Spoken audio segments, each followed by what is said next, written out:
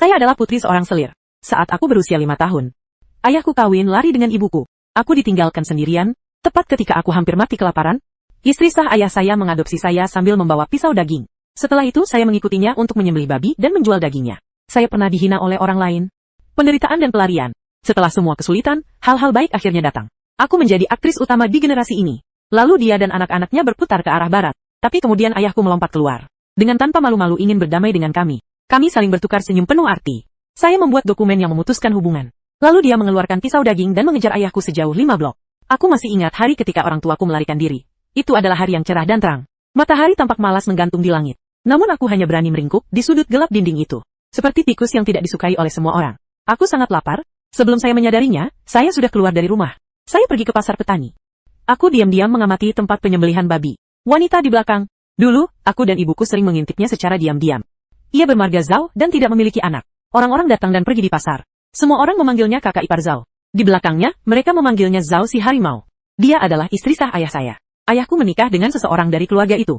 Ibuku adalah selingkuhan ayahku. Ini bahkan tidak dianggap sebagai urusan luar negeri. Karena ayah saya adalah menantu yang menikah dengan anggota keluarga tersebut. Tidak berwenang untuk ikut campur dalam urusan luar negeri. Mereka diam-diam menjalin hubungan gelap. Kaulah yang melahirkanku.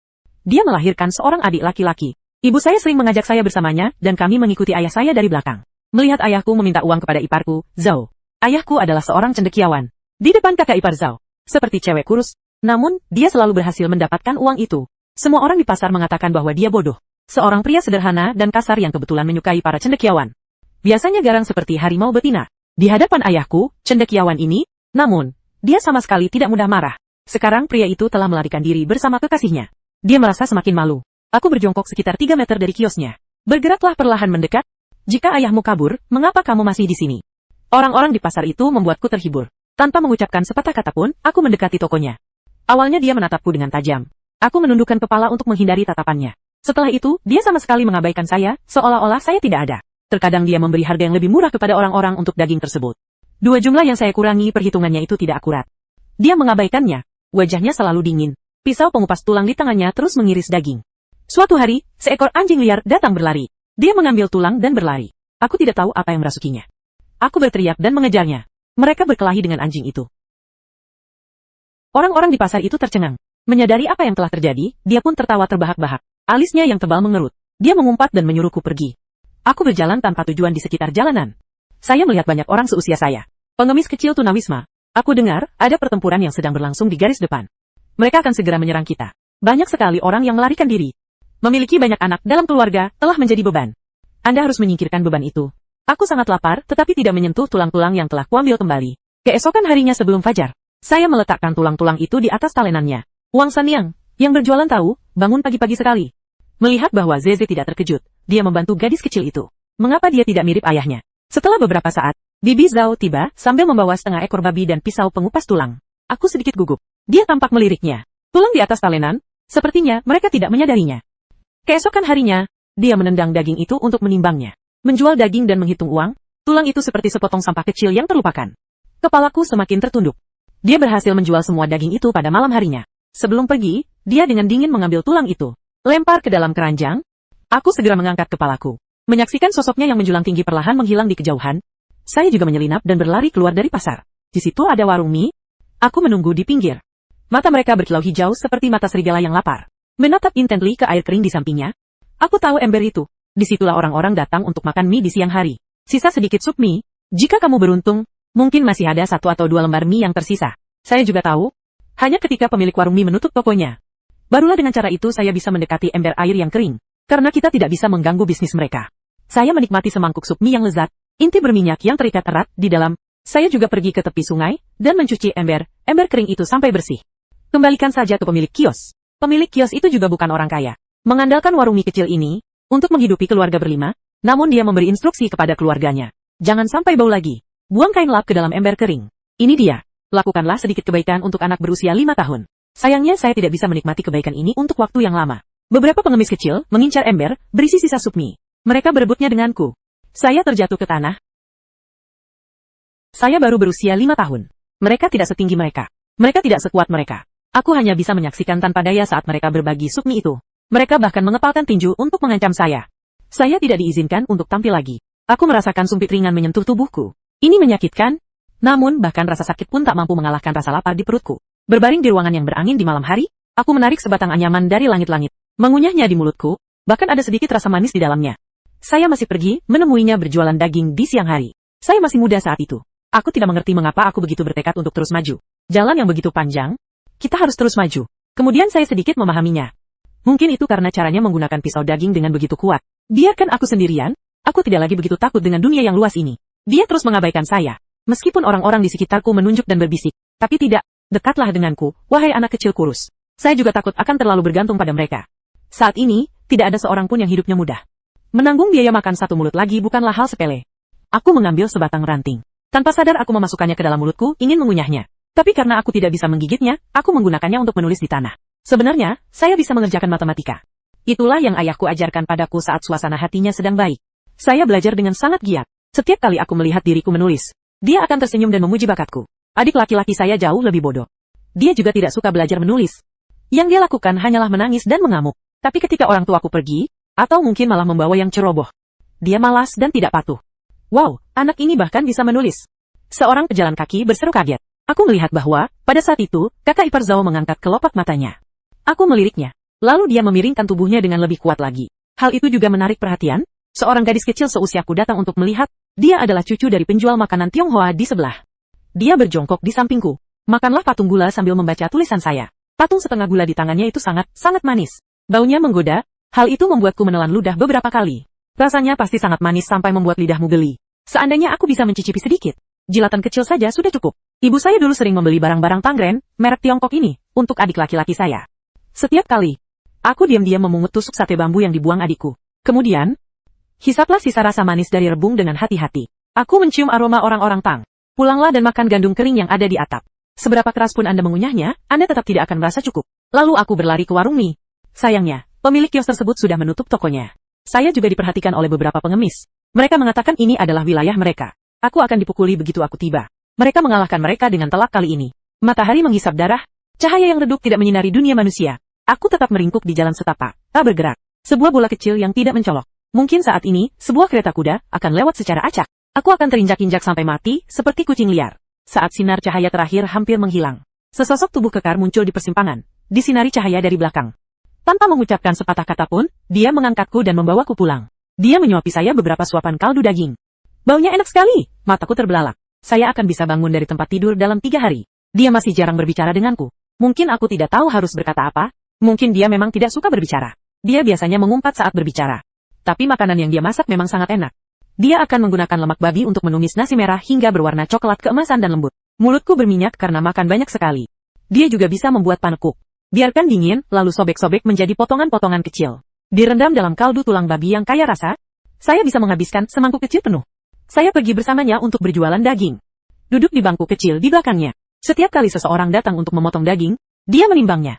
Saya kemudian akan menyebutkan dengan jelas berapa banyak perak yang dibutuhkan. Awalnya, dia tidak percaya bahwa anak kecil sepertiku bisa mengerjakan matematika. Namun setelah dia menghitungnya dengan cermat, saya mendapati bahwa perhitungan saya cepat dan akurat. Sejak saat itu, saya membantunya mengurus pembukuan. Selain akuntansi, saya akan memiliki lebih banyak lagi. Saat cuaca menjadi panas, dia menggunakan tiang bambu dan terpal untuk mendirikan tempat berlindung sementara. Gudang sederhana untuk berteduh. Saya membantu memegang tiang bambu dari samping. Saya juga memegang tongkat kayu. Sebuah pita merah diikatkan padanya. Melambaikan tangan setiap hari, mengusir lalat dari pagi hingga malam. Terkadang hujan turun tiba-tiba. Hujan turun deras dan sering. Untungnya, ada sedikit naungan di atas kepala saya. Barulah dengan cara itu ia bisa segera mengemas dan menjual daging yang tidak terjual. Dan kami berdua akan basah kuyup. Sesampainya di rumah, dia langsung membuat sup jahe. Saya takut makanan pedas dan tidak mau minum minuman pedas. Dia membentakku. Namun dia berbalik, saya akan mengambil sesendok kecil gula merah dari stopples kecil itu. Masukkan ke dalam mangkukku, aku mengecap bibirku. Cobalah cari yang rasanya pedas. Mencari sedikit rasa manis gula merah. Menikmatinya, satu porsi kecil. Satu porsi kecil. Minum semangkuk penuh sup jahe seperti ini akan membawa kemajuan. Mereka tutup pada malam hari. Gemuruh. Aku mengambil selimut itu. Dia bergegas masuk ke kamarnya dari kamar sebelah. Dia tidur sangat nyenyak. Aku menemukan sudut di tempat tidurnya. Berbaringlah, dengan hati-hati. Guntur dan kilat masih berkobar di luar. Namun di tengah dengkurannya, aku tidak lagi merasa takut. Saya langsung tertidur keesokan harinya. Dia terbangun dan menatapku dengan tatapan kosong. Dia memalingkan muka, agak malu. Saya bangun dan membuat sarapan. Tapi dia tidak mengusirku untuk pergi ke rumah sebelah. Saya memanfaatkan kesempatan itu untuk tetap berada di kamar dan tidur di ranjang yang sama dengannya. Ketika saya masih sangat-sangat muda, saya tidur di ranjang yang sama dengan ibu saya. Tapi sekarang, karena adik laki-lakiku ada di sini, ibuku tidak mengizinkanku tidur bersamanya lagi. Namun ketika ibu bercerita kepada adik laki-lakinya di malam hari, apakah kamu mengizinkan aku duduk di tepi tempat tidur dan mendengarkan bersama? Tunggu sampai adik laki-lakiku tertidur. Ibu saya berhenti dan membangunkan saya untuk tidur di kamar luar. Ibuku selalu berbicara dengan lembut dan pelan. Saya tidak memiliki suara yang lantang seperti dia. Ibu saya akan dengan lembut berpesan kepada saya untuk menjaga adik laki-laki saya dengan baik. Selalu mendahulukan adik laki-laki dalam segala hal. Ibunya berkata bahwa ketika dia dewasa nanti, dia harus membantu adik laki-lakinya. Ayah juga sangat baik. Dia bilang, dia akan menunggu sampai dia masuk SMA. Dia mentraktir seluruh keluarga saya, makanan dan minuman yang lezat. Tak perlu lagi menanggung amarah permaisuri janda. Namun sebelum ayahnya, bahkan bisa lulus ujian masuk sekolah menengah atas. Aku bahkan tidak sempat melihat diriku sendiri tumbuh dewasa. Mereka bilang, mereka akan menyerah padaku, jadi aku pun menyerah. Kakak ipar Zhao, apakah kamu benar-benar ingin menerimanya? Orang-orang di pasar tak kuasa menahan diri untuk memberikan nasihat kepadanya. Jangan lupa. Bagaimana mungkin pria tak berperasaan itu meninggalkanmu? Ini adalah putri dari wanita licik itu. Kau yang membesarkannya? Bukankah ini sama saja dengan menusuk diri sendiri di jantung? Saya berusaha sekuat tenaga untuk mengecilkan leher saya. Aku tak berani menatap punggungnya yang kaku dan dingin. Selama waktu itu, saya pikir dia telah sepenuhnya menerima saya. Namun aku bisa mendengar suara dia sedang memotong daging dan tulang. Semakin besar dan besar. Aku sedikit takut. Mereka terus berjualan hingga matahari terbenam. Aku tak berani bicara. Aku bangun dan membantunya merapikan. Namun, dia merebutnya kembali dengan jentikan pergelangan tangannya. Dia berjalan sangat cepat. Mengambil langkah besar, aku berlari, berusaha untuk mengejar. Aku berlari sekuat tenaga, namun dia meraih tangannya. Dia menepis tanganku dengan kasar. Dia pergi terburu-buru tanpa mengucapkan sepatah kata pun. Apakah aku telah ditinggalkan lagi? Sup daging dan tulang yang harum itu, selimut yang hangat dan nyaman, dan dengkurannya, itu hanya mimpi yang sempat kualami sebentar. Aku berjongkok dengan tubuhku yang kecil. Berkeliaran tanpa tujuan di sepanjang sungai Kuil saat senja. Saya tidak tahu harus pergi kemana. Saat malam paling gelap, saya menemukan tempat yang bagus. Ini adalah kuburan massal di bagian paling utara kota. Mayat-mayat baru sering dibawa ke sini. Aku berbaring di sana meringkuk. Tidak masalah, apakah saya bangun atau tidak. Lagi pula, tidak ada yang menginginkan saya. Aku sama sekali tidak menyangkanya. Sebelum aku tertidur, dia benar-benar menemukan saya. Ia bermandikan keringat di bawah sinar bulan. Kepanikan sebagian orang. Saat dia melihatku, dia mendarat dan menarik napas dalam-dalam beberapa kali. Dia tidak mengatakan apapun. Angkat aku dan gendong aku di punggungmu lagi. Ini palsu, ini mimpi. Aku memejamkan mata erat-erat, tapi kali ini benar-benar nyata. Saya mandi air panas. Setelah meminum semangkuk besar sup daging, saya tidak mudah marah sama sekali. Dia dengan senang hati mengikutinya untuk mendirikan kios daging. Beberapa orang masih menasehatinya agar tidak melakukan hal bodoh. Namun kali ini, dia tetap diam. Lihat betapa keras kepalanya dia. Dia mengatakan bahwa semakin sedikit orang yang membicarakannya dengan nada kurang ajar. Kemudian mereka mengalihkan perhatian mereka kepada saya. Aku memiliki fitur wajah yang halus. Dia mirip dengan ayah saya yang seorang cendekiawan. Beberapa orang berspekulasi bahwa dia berencana untuk mendukung saya selama beberapa tahun. Kemudian jual dengan harga yang lebih baik. Ide ini terlintas di benak saya. Semua orang mengira pasti seperti ini. Mereka mulai iri padanya lagi. Meskipun tahun ini, bukanlah tahun yang baik. Tapi asalkan gadis itu cantik. Menjualnya ke rumah bordil bisa memberimu setidaknya 20 tael perak. Meskipun dijual kepada keluarga kaya sebagai pembantu rumah tangga, benda itu dapat ditukar dengan 15 atau 16 tael perak. Saya tidak mengerti. Orang-orang ini sedang mengobrol. Apa maksudmu dengan mengatakan ini? Saya bahagia setiap hari. Kemarilah nak, ibu akan memberimu permen. Cui Taohua menyipitkan matanya yang seperti rubah dan menggodaku. Cui Taohua berada di lorong terdalam pasar sayur. Membuka toko kecil. Lantai pertama adalah tempat usaha bibi saya berada. Lantai 2 adalah tempat berlangsungnya bisnis prostitusi. Sebuah tamparan keras membuat permen itu terlepas dari tanganku. Cui Taohua pergi dengan perasaan lega. Namun dia tetap tidak menyerah. Saya akan membelinya lain kali. Mit ingin mengajakku ke toko minuman kerasnya lagi. Kakak ipar Zhao, tolong percayakan anak ini kepadaku. Aku akan membantumu berlatih. Anda tidak akan rugi. Cui Taohua baru berusia 15 atau 16 tahun. Namun kilatan licik terpancar dari matanya. Sungguh sampah. Menyemprotkan tinja ke dalam mulut. Pergi dari sini. Aku melihatnya tiba-tiba melontarkan kata-kata kasar. Dia sama sekali tidak takut ketika mengacungkan pisau itu. Berjinjit. Koin tembaga yang diletakkan Cui Taohua di atas talenan. Satu persatu, mereka dimasukkan ke dalam kantong kain. Siapa yang menyuruhmu mengambil uang kotor perempuan jalang ini? Ambil itu dan kembalikan padanya. Daging ini tidak dijual kepada orang-orang bejat. Jika ada di antara bajingan-bajingan itu, yang berani punya ide-ide licik lagi, aku akan memotong-motongnya, dan memberikannya kepada anjing-anjing. Dia tidak pernah mengulangi kata-kata makian yang sama. Bersamaan dengan itu, dia berbalik dan menatapku dengan marah. Aku segera menumpahkan koin-koin tembaga itu. Dia berlari kecil ke depan. Ambil kembali daging itu dari tangan Cui Taohua. Cui Taohua tidak menyangka Zhao Dasao akan langsung mengumpat. Aku merasakan campuran rasa malu, jengkel, dan penyesalan. Seluruh kota menjual daging. Tempat ini adalah yang paling dapat diandalkan dalam hal berat dan kuantitas. Setelah menyinggung perasaannya, aku akan pergi membeli daging yang kuinginkan. Harimau betina adalah harimau betina. Garang. Anak ini tidak lahir dari perutnya. Bahkan setelah membesarkannya, dia tidak akan sependapat dengannya. Bahkan di usia tua pun, aku tetap ditakdirkan untuk sendirian. Cui Taohua menyebarkan desas-desus tentang orang-orang di mana-mana. Orang-orang kaya di pasar sayur melihatnya. Seperti melihat lalat, aku sama sekali tidak tertarik padanya. Hanya beberapa bujangan yang berkumpul di sekelilingnya. Mari kita semua mengutuk Zhao Dachong. Harimau betina itu juga terkejut. Mulut Cui Taohua seperti mulut gagak yang telah diberkati. Beberapa hari kemudian, seorang mak comblang datang dari daerah tersebut. Dia datang mencariku.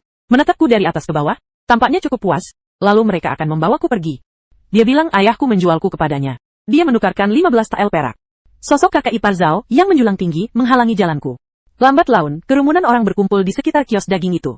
Mak comblang itu melirik kakak ipar Zhao. Dengan tenang, ia mengeluarkan sebuah alat untuk menjual dirinya sendiri. Di depannya, dia terhuyung-huyung, lalu terhuyung-huyung lagi di depan semua orang. Itu ditulis dengan tinta hitam putih di atas kertas putih. Gambar di atas adalah sidik jari ayah dari anak tersebut. Tidak ada yang bisa menghentikanmu. Sarjana itu menulis surat di samping pasar sayur. Terobos kerumunan. Aku naik dan melihat mainan seks itu. Dia mengatakan itu benar. Mak comblang itu mengatakan bahwa orang tua saya perlu mencari nafkah di kota kabupaten. Pada akhirnya, mereka mengkhianati saya. Semua orang menatapku dengan rasa iba. Akhirnya, aku bisa menikmati makanan hangat. Dijual lagi, oleh orang tuanya sendiri, sang mak comblang langsung menyeretku ke dalam kereta. Orang-orang rendahan di pasar sayur ini, mereka sama sekali tidak menganggapnya serius. Aku takut tapi aku tidak menangis. Aku menundukkan kepala dan menggigit pergelangan tangan mak comblang itu. Dia menjerit kesakitan. Dia mengangkat tangannya dan menampar kepalaku. Aku menatapnya dengan penuh tantangan, mataku membelalak. Aku tahu dia orang jahat. Sama buruknya dengan orang tuaku. Rasa sakit yang dibayangkan itu tidak terjadi. Sosok kekar itu bergegas mendekat. Dia menangkis tamparan yang hampir mengenai kepalaku. Pada saat yang sama, aku ditarik ke dalam pelukan seseorang. Dia masih anak-anak. Tamparanmu itu membunuhnya. Bagaimana bisa kau sekejam itu? Mak comblang yang tidak berperasaan itu pantas mati dengan kematian yang mengerikan. Seorang pemuda bergumam sesuatu di tengah kerumunan. Kerumunan orang mulai berbincang-bincang di antara mereka sendiri. Meskipun mereka diam-diam membicarakan kakak ipar Zhao, ini adalah harimau betina. Mereka mengatakan bahwa saya adalah seorang pencuri. Namun ketika menghadapi orang luar, kita adalah satu dari kita. Kakak ipar Zhao mengacungkan pisau di depan mak comblang. Dia tidak tahu cara berkhutbah. Namun dia menggertakkan giginya dan bersikeras agar Anda membawanya pergi. Aku akan memotong lenganmu. Aku akan mengorbankan salah satu dari mereka untuk mengganti kerugianmu. Siapa yang mau lenganmu? Dari mana asal wanita gila ini? Tidak dapat dipahami, sang mak comblang sangat marah. Insiden meludah tersebut telah dilaporkan kepada pihak berwenang. Setelah mendengar laporan tersebut kepada pihak berwenang, setiap orang merasa kesepian. Yang paling ditakuti oleh orang awam adalah para pejabat. Laporan omong kosong kepada pihak berwenang. Kakak ipar Zhao. Kau lupa bahwa sarjana itu adalah menantu dari keluarga Zhaomu. Anda adalah kepala rumah tangga. Iya. Kata-kata Zuisu tidak diperhitungkan, dan orang-orang di sekitarnya hanya menggemakan ucapannya. Sang mak comblang tidak pernah menduga hal ini. Orang-orang biasa ini cukup sulit untuk diajak berurusan. Namun dia sudah siap. Mereka sudah lama mengetahui seluk-beluk keluarga cendekiawan itu. Anak ini lahir dari seorang cendekiawan dan seorang wanita lain. Namun, hal itu sama sekali tidak ada hubungannya dengan nama keluarga Anda, Zhao. Oleh karena itu, jika cendekiawan itu ingin menjual anak ini, tentu saja dia bisa melakukannya. Semua orang menoleh untuk melihat kakak ipar Zhao. Iya, kakak ipar Zhao menolak mengakui perselingkuhannya bahkan di bawah ancaman kematian. Ini telah menjadi prinsip dasarnya selama bertahun-tahun. Itulah mengapa, wanita itu, ia hanya bisa tetap menjadi kekasihnya hingga kematian. Diam-diam mengikuti sang sarjana. Wajah kakak ipar Zhao tampak sangat marah. Sambil menggetakkan giginya, dia angkat bicara. Wanita di luar itu tak lain adalah. Dia adalah selirnya di luar pernikahan. Dia adalah selir keluarga Zhao. Anak-anak yang lahir dari seorang selir secara alami adalah anaknya. Semua orang bingung. Kali ini, kompetisi Zhao Dachong sepenuhnya ditujukan untuk anak ini. Mereka telah mengakui identitas wanita licik itu. Kembali dan beritahu cendekiawan itu. Dia sebaiknya berhenti mencampuri urusan anak saya. Jika kamu memprovokasinya lebih jauh, ibuku akan melaporkannya ke pihak berwenang dan membuatnya ditangkap. Dia mengatakan bahwa aku adalah anaknya. Aku mengendus. Aku ingin berteriak, Ibu. Namun rasanya seperti ada segumpal kapas yang tersangkut di tenggorokan saya. Mak comblang yang basah kuyup itu mendapat penolakan. Dia menghentakkan kakinya, lalu pergi. Aku berjalan sambil mengumpat, dan semuanya sia-sia. Saat aku kembali nanti, aku pasti akan meminta cendekiawan itu membawakan teratai perak. Ben Deli memuntahkannya, aku menjadi anaknya. Dia membawaku bersamanya, mengantarkan telur merah ke tetangga di pasar sayur. Semua orang bilang dia biasanya hidup hemat. Aku tak pernah menyangka mereka akan begitu murah hati. Sebenarnya, harganya tidak semurah milikku. Ayah sang cendekiawan meminta uang kepadanya. Dia berhasil menabung banyak uang. Namun, ia selalu hanya mengenakan 2 pakaian dari kain kasar yang ditambal. Ganti pakaian, dan kenakanlah. Saat musim dingin, cukup tambahkan lapisan mantel lagi di bagian dalam. Rambut dibungkus kain biru. Tidak ada satupun perhiasan. Belum lagi perona pipi dan bedak wajah. Dia hidup seperti seorang wanita.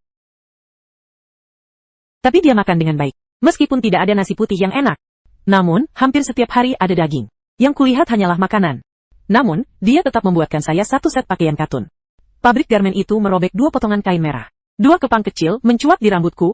Aku memanggilnya ibu. Dia bergidik. Tersipu malu. Dia berkata dengan suara serak. Mereka bukan keluarga besar. Hubungi ibu dari anak laki-laki ke-10. Aku memanggilnya, ibu. Tapi dia tidak menjawab. Setelah berpikir lama, dia meminta saya memanggilnya, tante. Aku membusungkan dadaku dan mengikuti bibiku ke kiosnya. Waktu berlalu cepat. Saya berumur 6 tahun. Seorang mak comblang datang ke rumahnya untuk mengatur pernikahan untuknya. Zhang, istri pandai besi itu, telah meninggal dunia selama 3 tahun. Dia juga berhasil mengatasi kesedihannya. Dia berjanji akan mencari orang lain untuk tinggal bersama. Zhang sang pandai besi juga memiliki seorang putra bernama Shito, Batu. 2 tahun lebih tua dari saya. Sejak mak comblang datang ke rumahku, dan mengatakan ini adalah sebuah batu. Mereka datang ke rumahku setiap hari. Karena masakan bibiku enak sekali. Masak kaldu tulang dengan api kecil hingga mendidih perlahan. Aroma tersebut dapat menyebar melalui 3 lorong. Stone tampak sangat mabuk karena minuman itu. Mangkuk lainnya, wanita tua itu memarahinya, menyebutnya anak nakal karena berbicara omong kosong. Aku akan mengusirmu. Namun dia tidak pernah mengusirnya. Dia sangat menyukai anak-anak. Sayang sekali, batu itu tidak bisa dibuat menjadi patung anak bibiku. Ayahnya, Zhang si pandai besi, akhirnya berubah pikiran. Ia akhirnya menikahi Wang Sanyang, yang berjualan tahu. Menurutku Wang Sanyang agak berkulit cerah. Oh, aku sedikit tertawa. Dia tidak jauh lebih cantik dari bibiku. Tante saya memperhatikan dengan saksama, dan ternyata dia sama sekali tidak jelek. Dia terlihat lebih tampan lagi ketika sesekali tersenyum. Seperti matahari yang besar, berkilau, tawanya sekeras lonceng. Namun Zhang, sang pandai besi, berkata bahwa seorang pria sejati. Dia tidak ingin mencari istri yang lebih kuat darinya. Bahkan cendekiawan yang menulis surat itu pun menggelengkan kepalanya. Konon, seorang wanita seharusnya selembut pohon willow yang tertiup angin. Saya melihat durian. Saya belum pernah melihat durian. Malam itu, di bawah kegelapan malam, aku menggigit seekor siput berlumpur. Mereka menempelkan stiker secara menyeluruh di pintu rumah Wang Tieshi. Pernikahan wanita tua itu tidak terlaksana. Bisikan-bisikan tak terhindarkan di antara orang-orang di sekitar. Wanita tua itu masih berjualan daging setiap hari seperti biasa. Tidak ada perubahan pada wajahnya. Beberapa orang yang suka ikut campur secara khusus menanyakan kepadanya tentang apa yang sedang dia bicarakan. Wang Sanyang sudah berusia paruh baya. Zhang si pandai besi telah membawa pulang seorang ibu untuk dilayani. Saya melihat ipar perempuan ini, Zhao. Kamu jauh lebih baik daripada Wang Sanyang itu. Setidaknya, kios dagingmu menghasilkan lebih banyak uang daripada kios tahunya. Sayang sekali Zhang si pandai besi tidak mau menerimamu. Bagaimana dengan Wang Sanyang? Mengapa orang-orang ini begitu suka bergosip? Saya berumur 6 tahun. Menghabiskan waktu lama di pasar ini, dia juga bisa membedakan antara kata-kata baik dan kata-kata buruk. Ini jelas-jelas mengejek bibi saya, karena tidak diinginkan. Aku meletakkan tanganku di pinggang. Bang! Wanita tua itu melemparkan pisau ke atas talenan. Ibu saya selalu mengatakan bahwa dia ingin menikah dengannya. Wajah Zhang si pandai besi sama gelapnya dengan wajah Lu Dihui. Gigi-gigi kuning yang baunya sangat tidak sedap. Siapa peduli dengan siapa? Bukankah semuanya bergantung pada penampilan? Jangan tertipu oleh penampilannya. Aku hanya menyukai pemuda berkulit cerah itu. Secara khusus, ia hanya mengagumi para cendekiawan. Pikirannya terungkap. Hal itu menjadi sumber tawa bagi semua orang di waktu luang mereka. Mereka mengatakan, dia sakit jiwa. Dia jelas-jelas ditinggalkan oleh para cendekiawan, tetapi tetap tidak menyerah. Dia menggertakkan giginya, dia melakukan sesuatu yang bahkan lebih menakjubkan. Mereka mengirimku ke akademi. Dia menyukai para cendekiawan. Namun bukan hanya pria yang suka membaca. Dalam pikirannya, para cendekiawan tidak berbau tidak sedap. Dia memancarkan aura pengetahuan. Itu adalah sekolah khusus perempuan di kota itu. Khusus untuk kalangan kaya. Didirikan oleh para wanita muda dari keluarga kaya. Kali ini dia mengosongkan sakunya. Mereka membayar saya biaya kuliah yang cukup besar. Saya juga takut akan diintimidasi. Saya beberapa kali mengantarkan daging babi ke rumah kepala sekolah. Istri kepala sekolah berterima kasih kepadanya atas niat baiknya. Berjanjilah untuk merawatku dengan baik. Sebenarnya, aku tidak butuh dia untuk merawatku secara khusus. Saya sangat bahagia setiap hari di akademi. Membaca membuatku bahagia. Menulis membuatku bahagia. Berhitung lebih menyenangkan. Para wanita itu semuanya berbau harum sekali. Keterampilan terpenting dalam berinteraksi dengan orang lain. Dia hanya merajuk untuk mengucapkan beberapa kata sarkastik dan menyindir. Mereka bahkan tidak memutar bola mata. Haha, aku sedang di pasar petani. Yang saya dengar setiap hari adalah istri-istri para hakim itu. Sumpah serapah bibiku sungguh tak tertahankan. Kebencian para wanita itu tidak berpengaruh padaku. Belum lagi, kebencian mereka terhadapku, seorang anak miskin, itu akan segera hilang. Karena saya pandai belajar. Luar biasa. Hal itu dengan cepat menarik perhatian para ayah dan anak laki-laki. Kepala sekolah mengelus jenggotnya dan berkata bahwa aku adalah orang yang paling rajin yang pernah dilihatnya. Gadis paling berbakat? Seandainya aku lahir di keluarga dengan status tertentu, masa depan tak terbatas. Sebagai contoh, calon selir yang paling difavoritkan saat ini. Saat itu, dia adalah seorang cendekiawan berbakat yang datang ke kota. Sebuah mahakarya kaligrafi tulisan kecil teratur. Barulah kemudian ia dan Yang Mulia mencapai hubungan yang indah dan harmonis. Sayangnya, saya lahir di dalam sumur. Semua itu hanya omong kosong. Tidak ada yang tahu mengapa bibiku mengirimku ke sekolah. Pembacaan ini berlangsung selama 5 atau 6 tahun. Saat aku berusia 13 tahun, semua yang perlu dipelajari telah dipelajari. Tidak dapat berpartisipasi dalam ekspedisi ilmiah. Saya berpikir untuk membicarakannya dengan wanita tua itu. Aku tidak akan membaca buku ini. Aku ingin kembali dan menyembelih babi serta menjual dagingnya bersamanya. Aku ingin menjadi tukang daging wanita yang berpengetahuan luas. Tanpa diduga, pohon palem gunung surgawi kembali dari daerah tersebut. Sebuah pesan dikirim kepada Ratu Afrika Barat. Memilih teman membaca untuk putri kecil Anda. Terlepas dari latar belakang, selama seorang gadis mau bekerja keras dan memiliki bakat, tentu saja, buku pendamping bacaan juga tidak boleh terlalu jelek. Penampilan juga harus memenuhi standar dan dapat diterima. Saat ini, kami memiliki satu tempat yang tersedia. Ujian seleksi akan diadakan di kantor pemerintahan daerah pada tanggal yang telah ditentukan. Pengumuman itu dengan cepat menyebar di kalangan masyarakat. Terutama para pewaris kaya sangat ingin mencobanya. Bibi saya menutup usaha kios dagingnya setelah 3 hari pertama. Bawalah aku naik gerobak sapi ke kota kabupaten. Dia bahkan lebih gugup daripada saya sebelum ujian. Aku tersenyum lebar padanya. Dia berbalik dan memasuki gerbang belakang kantor pemerintahan daerah seperti seekor monyet. Ujiannya tidak sulit, namun, ujian tersebut berlangsung seharian penuh. Tidak ada pemberitahuan sebelumnya yang diberikan. Mereka tidak mengizinkan siapapun masuk untuk membawa makanan. Para peserta ujian harus menahan lapar di siang hari. Aku masih bisa bertahan. Beberapa wanita yang terlalu lemah, cuacanya panas, dan saya lapar di siang hari. Mereka semua pingsan.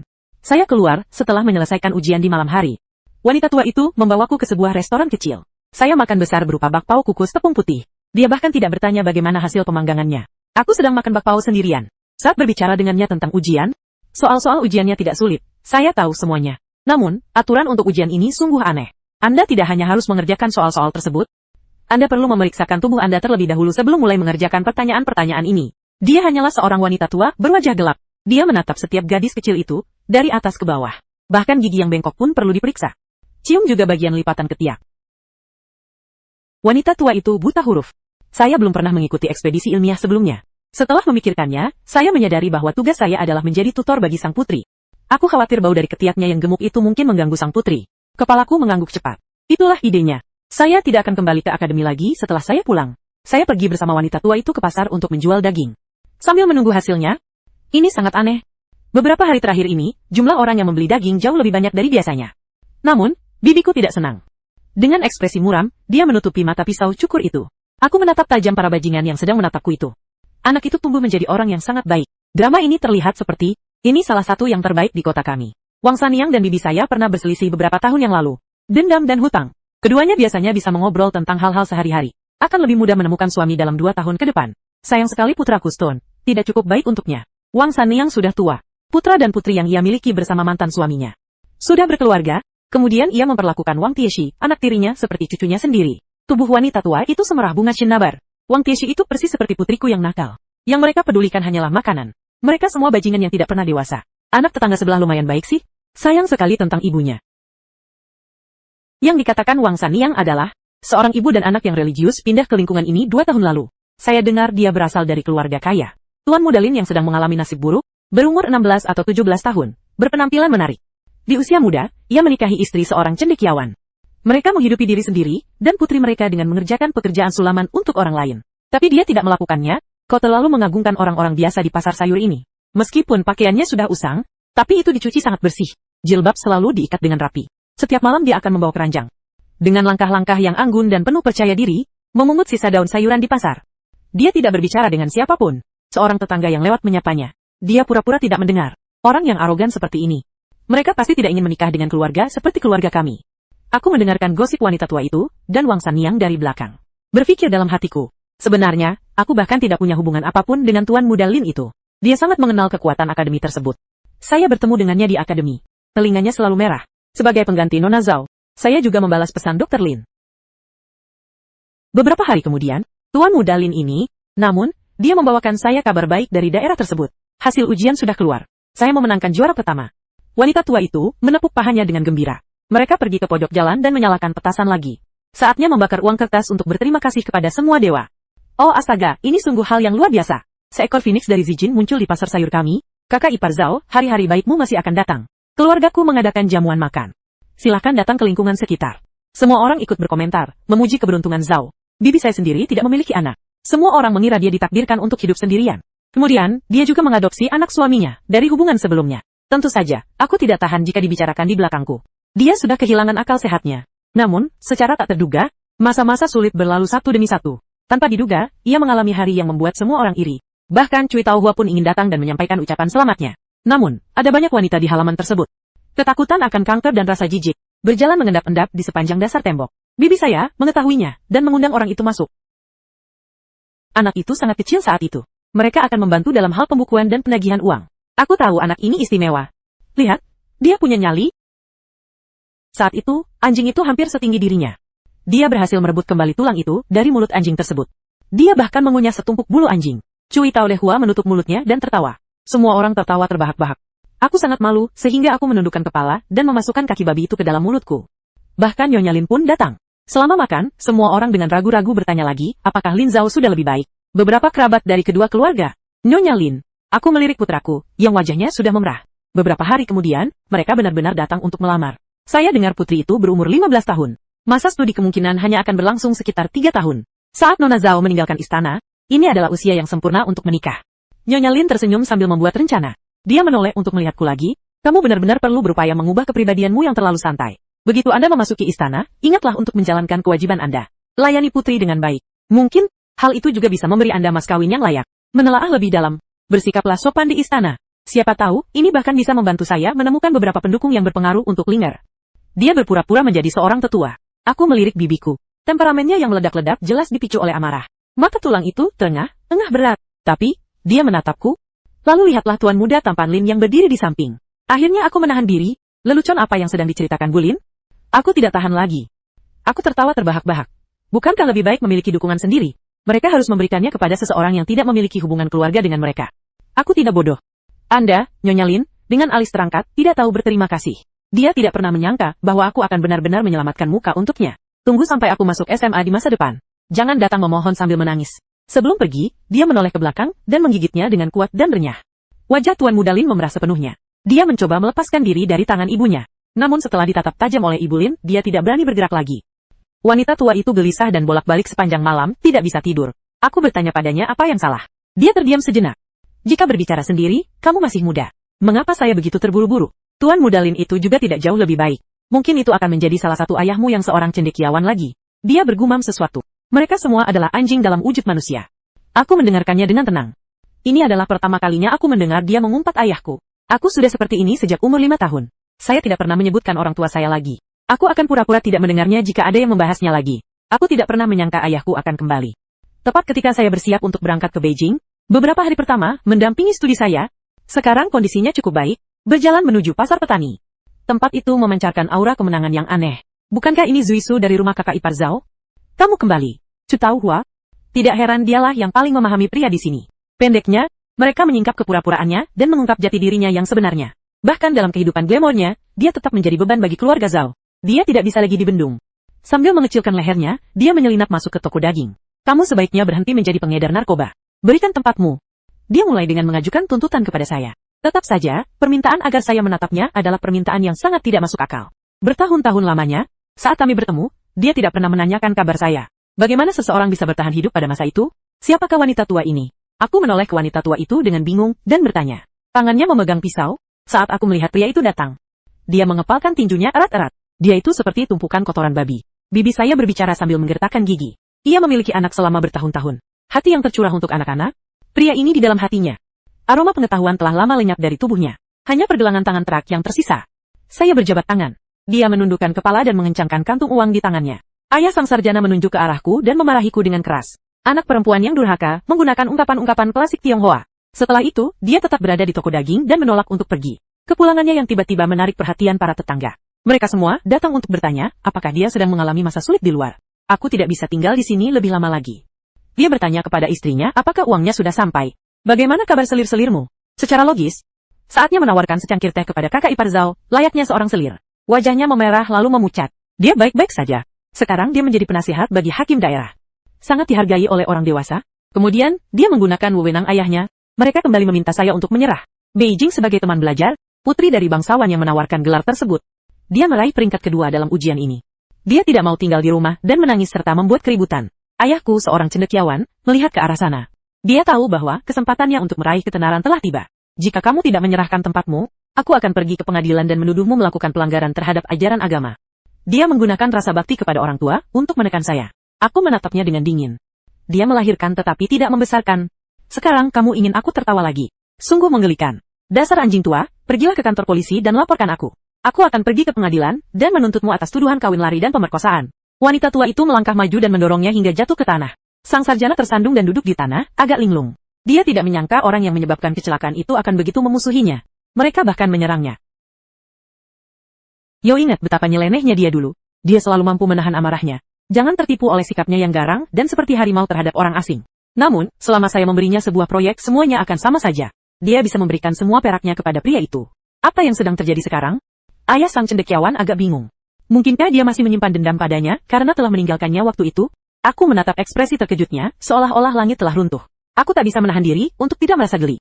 Dia tidak akan berpikir begitu selama dia kembali. Bibi saya akan memaafkan dan melupakan. Dan aku seperti saat masih kecil, langsung berlari ke pelukannya. Terikat padanya, ayah begini, ayah begitu. Dari mana datangnya kepercayaan dirinya?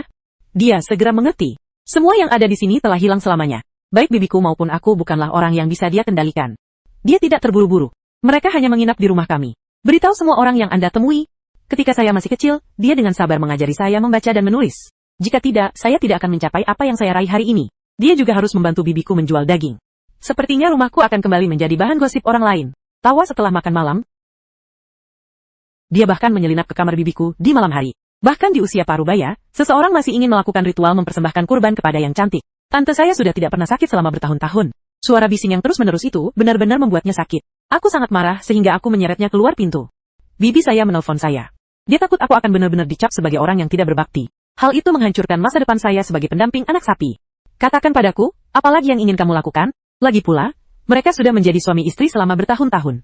Bibi saya mengerti. Dia pasti memiliki tujuan lain datang ke sini. Dia langsung duduk tegak. Kilauan emas terpancar di matamu, kau dan aku, bercerai. Sejak saat itu, saya berhenti ikut campur dalam studi putri saya. Dia menyandang identitas sebagai menantu. Dia telah menjadi bahan ejekan selama bertahun-tahun. Sulit untuk mendaki ke atas. Wanita tua itu berbaring di sofa dan membanting mangkuk menuntut sebuah mangkuk. Tidak mungkin, aku akan memberimu surat cerai. Kamu berharap begitu? Sama sekali tidak mungkin. Dia membanting tangannya ke meja. Jika kabar tersebar bahwa dia, seorang pria dewasa telah bercerai, dia akan dihujani ejekan seumur hidupnya. Mari kita lihat siapa yang bisa bertahan lebih lama. Dengan ayah seperti saya, menurutmu apakah dia bisa menangani peran sebagai pendamping menunggang anak sapi dengan lancar? Jika kau membuatku marah, aku akan pergi ke ibu kota. Beritahukan kepada semua pejabat tinggi dan bangsawan di ibu kota. Dia memiliki seorang menantu laki-laki yang menikah dengan keluarga tersebut. Dia benar-benar menyerah. Tante saya kesulitan bernapas. Aku hampir pingsan. Akhirnya, dia memejamkan matanya dan, itu masuk akal. Ayah sang cendekiawan memasang ekspresi puas di wajahnya. Wanita tua itu meminta saya untuk membawakan kertas dan pena. Saya mengambil satu lagi. Tulis dokumen yang memutuskan hubungan. Mulai hari ini, aku tidak ada hubungannya lagi denganmu. Ayahmu yang seorang cendekiawan itu menggertakkan giginya dan berpikir sejenak. Tawa dingin. Lalu aku akan menghancurkan keinginanmu. Memegang surat cerai dan dokumen pemutusan hubungan, dia berkata dengan angkuh, kalau begitu ayah akan kembali. Ibumu dan saudaramu tidak bisa hidup tanpaku. Dia menggenggam tanganku saat pergi. Secercah rasa bersalah terpancar di matanya, putriku. Jangan salahkan orang tuamu. Ibumu juga ingin kembali dan menemuimu. Namun dia tidak berani. Saya khawatir Anda akan menyalahkannya. Ini semua takdir, kau sudah melupakan orang tuamu kan? Jalani hidup yang baik bersama bibimu mulai sekarang. Tanpa diduga, sehari setelah ayah bajingannya pergi, kepala sekolah merasa cemas. Aku bergegas dari akademik rumahku. Dia menghentikan saya dari mengemasi tas saya. Dengan ekspresi khawatir, aku tidak perlu pergi. Lisensi perdagangan narkoba Anda telah dicabut. Para pejabat daerah datang dan mengatakan bahwa meskipun Anda memiliki prestasi akademik yang sangat baik, Kai Dubo, namun, dalam ucapan dan perilakunya, ia kurang memiliki sikap seorang wanita muda yang anggun. Kualifikasi ini diperlukan untuk mendampingi seorang siswa ke Beijing. Putri dari pemenang tempat kedua diberi tahta. Aku menggenggam bungkusan itu erat-erat di tanganku. Wanita tua itu muntah darah setelah mendengar berita tersebut. Dia langsung pingsan. Aku sudah tidak peduli lagi dengan membaca setengah-setengah. Dia berlari mencari kota itu seperti orang gila. Dokter Buta, di kuil Dewa Kota Barat. Dokter Buta ini, konon, ia adalah seorang tabib kerajaan di istana. Dia menyinggung tokoh-tokoh berpengaruh dan diusir dari istana oleh pedagang udang. Dia berkeliling, pada akhirnya, benda itu tetap berada di kota kami. Pria tua buta itu memeriksa denyut nadi bibi saya. Dia mengatakan, itu karena amarahnya yang terpendam selama beberapa hari terakhir. Kali ini, dia sangat marah hingga hampir kehilangan akal sehatnya. Namun, ia memiliki fisik yang kuat. Minumlah beberapa dosis obat dan istirahatlah yang cukup, maka Anda akan baik-baik saja. Aku tetap berada di samping tempat tidur wanita tua itu, tanpa melepas pakaianku. Melihat pelipisnya, aku jadi bertanya-tanya, kapan dia mulai memiliki garis rambut. Banyak uban yang muncul. Hatiku terasa sakit. Air mata jatuh menetes-tetes. Saya sudah menemukan jawabannya dalam beberapa hari terakhir. Sampah. Ayah mungkin sudah tahu sejak awal bahwa posisiku akan direbut. Sengaja menimbulkan masalah, tujuan utamanya adalah untuk melepaskan identitas Falling Catkins. Orang luar menindas putrinya. Dia memanfaatkan kekacauan itu untuk menjarah. Kerabat saudara seperti itu memang ada di dunia ini. Untuk orang tua seperti ini, seharusnya hal itu bahkan tidak perlu dipikirkan sama sekali sejak awal. Mataku membeku seperti es. Mereka menghancurkan tangga saya menuju surga. Aku menolak untuk menyerah. Setelah wanita tua itu pulih, saya mengatakan kepadanya bahwa saya ingin belajar kedokteran dari lelaki tua buta itu. Dia menatapku dan berkata, "Mari kita belajar kedokteran. Kamu pintar." Dia membaca buku dengan sangat baik. Mempelajari kedokteran jelas bukan hal yang buruk. Dia membawaku ke lelaki tua buta itu untuk menjadi muridnya. Dia membawa setengah ekor babi sebagai hadiah karena menjadi seorang magang. Pria tua buta itu melambaikan tangannya. Ayahku sudah hampir setengah jalan menuju kematian. Saya juga ingin mencari pengganti untuk diri saya sendiri. Anak ini cerdas, pandai berpikir dan bisa membaca. Dapat memahami sebuah buku. Aku menemukan harta karun. Dia menolak menerima hadiah itu. Wanita tua itu berkata bahwa kebaikan tidak boleh dibiarkan tanpa balasan. Setiap hari, saya memasak porsi tambahan untuk koki saya. Saya membawa 10 kotak setiap pagi. Dia berjalan dengan ringan ke rumah gurunya untuk belajar kedokteran. Bertemu tetangga di perjalanan. Cara mereka menatapku pada awalnya, mereka semua merasakan simpati dan penyesalan. Tersenyum dan memanggil orang-orang, orang yang kualifikasinya digantikan itu tidak memiliki bayangan sama sekali. Lambat laun, mereka mulai mengajukan pertanyaan kepada saya sambil tersenyum. Punggung bagian bawah saya selalu sakit saat hujan. Saya dengar putri saya pandai dalam penyelidikan kriminal. Potong rambut paman itu. Anakku yang nakal ketakutan semalam. Bahkan setelah memanggil kembali jiwa tersebut, keadaannya tidak membaik. Bisakah penyakit ini disembuhkan putriku? Sebaiknya kamu datang ke rumahku dan melihat-lihat. Apakah saudaramu Stone patah kaki setelah jatuh di gunung? Mengapa kamu takut berjalan? Wang Sanni yang menarikku ke arah rumahnya. Aku adalah seorang gadis yang tumbuh besar di pasar sayur. Saya belajar sebuah keahlian. Jadi kami mulai dengan beberapa gejala sederhana. Cobalah untuk memperlakukan orang-orang di pasar sayur dengan baik. Jika Anda ragu, tanyakan kepada guru Anda. Di malam hari, saya akan membaca buku lain. Lebih dari setengah tahun telah berlalu. Perlahan-lahan, saya menemukan kenikmatan yang belum pernah terjadi sebelumnya dalam sebuah buku. Tepat saat itu, Tuan Muda Lin datang dari luar lagi. Saya menerima kabar yang luar biasa. Pemilihan teman belajar oleh sang putri adalah sebuah tipuan. Wajahnya pucat pasi, mereka menatapku seolah-olah mereka baru saja selamat dari bencana. Awalnya, ada seseorang yang sangat berpengaruh di ibu kota. Sebenarnya mereka menggunakan dalih memilih pendamping untuk sang putri. Pilih orang-orang cantik dan berbakat dari seluruh negeri. Wanita dari kalangan sederhana menggunakan ini untuk hiburan mereka sendiri. Orang ini sebenarnya adalah adik laki-laki dari selir kekaisaran Si saat ini. Dia tidak masuk akal dan keras kepala. Dari Ainarua hingga Xian-Xian, kuda remping Yang Zhou yang berbakat. Jadi, mereka yang terpilih dikatakan akan dikirim ke ibu kota. Sebenarnya, kami berbelok ke arah Yang Zhou di tengah perjalanan. Gadis-gadis muda ini, mereka dikirim ke Yang Zhou untuk menjalani pelatihan yang mengerikan. Siapapun yang membangkang akan podver subjektif penyiksaan yang tidak manusiawi. Salah satu wanita itu sedikit tahu tentang seni bela diri. Setelah melewati berbagai kesulitan yang tak terhitung jumlahnya, mereka akhirnya berhasil melarikan diri. Saat itulah masalah ini terungkap. Keluarganya sangat menyayangi putri ini. Dalam amarah yang meluap, ia mempertaruhkan nyawanya untuk pergi ke ibu kota dan mengajukan pengaduan terhadap kaisar. Pelakunya kini telah dibawa ke pengadilan. Namun, gadis-gadis yang menderita itu, setelah kejadian ini, kelincahan yang sempurna telah ternoda. Mereka yang masih hidup sedang dalam perjalanan pulang. Mengapa dia meninggal? Saya terkejut. Saat itu, saya memasuki kantor pemerintahan daerah. Skenario ujian itu berangsur-angsur terlintas dalam pikiran. Tidak heran mereka menilai berdasarkan penampilan dan prosedur-prosedur menjijikan selama pemeriksaan fisik. Setelah dipikirkan lebih lanjut, jika memang benar keluarga kerajaan yang memilih racun setengah manusia, ada begitu banyak wanita bangsawan di ibu kota. Dari mana Anda datang kepada kami?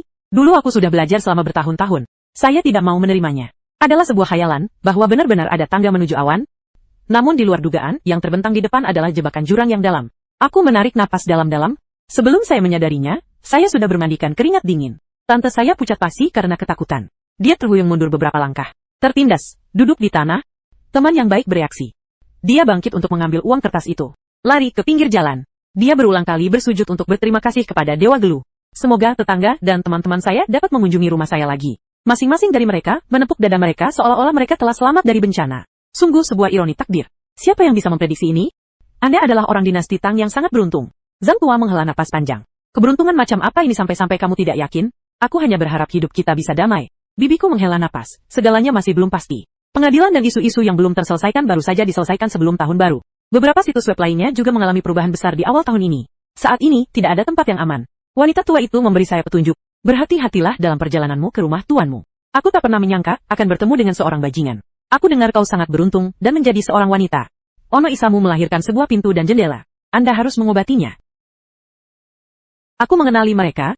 Mereka adalah para pengemis yang mencuri sukmi saya waktu itu. Mereka juga sudah dewasa. Dari seorang pengemis kecil menjadi seorang penjahat. Apakah aku menyinggung perasaanmu? Mencari masalah? Sambil berbicara, saya dengan diam-diam memasukkan tangan kiri saya ke dalam kotak. Bersiaplah untuk mencabut beberapa jarum dari dalam. Biarkan mereka mendapatkan perawatan. Bah, tentu saja kau mempermainkanku. Kita memiliki kebencian yang mendalam. Dengarkan deru sumpah serapah mereka yang penuh amarah. Akhirnya aku mengerti. Itu terjadi setelah mereka mengusirku dari warung mie bertahun-tahun yang lalu. Apa yang mereka minum selanjutnya bukanlah sup mie yang bersih. Sebaliknya, di dalamnya terdapat beberapa potong kain yang berbau tidak sedap. Mereka menduga saya melakukan sesuatu yang buruk kepada pemilik warung mie itu.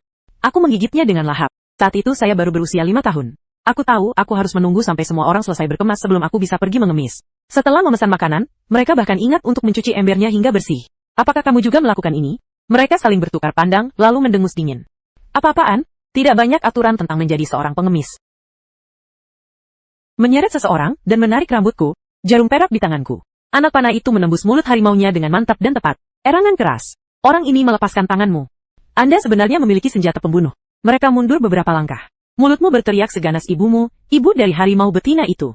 Ketika kedua belah pihak mengalami kebuntuan, Wang Tieshi bergegas keluar, bersama saudara perempuannya. Mulai sekarang, aku akan mengantarmu kemanapun kamu pergi. Dia mengepalkan tinjunya yang gelap. Para preman itu berjalan dengan angkuh sambil mengumpat dan memaki. Dia sudah tinggal di rumahku sejak masih kecil. Saya makan makanan yang dimasak oleh wanita tua itu. Meskipun dia sudah tidak bertingkah konyol lagi dan sekarang bibiku memanggilnya ibu, tapi selalu adikku yang digantikan. Dia selalu menyeringai seperti orang bodoh. Aku juga dianggap sebagai gadis gila oleh tetangga dan kerabatku. Jadi semua orang melihat kami berjalan bersama setiap hari.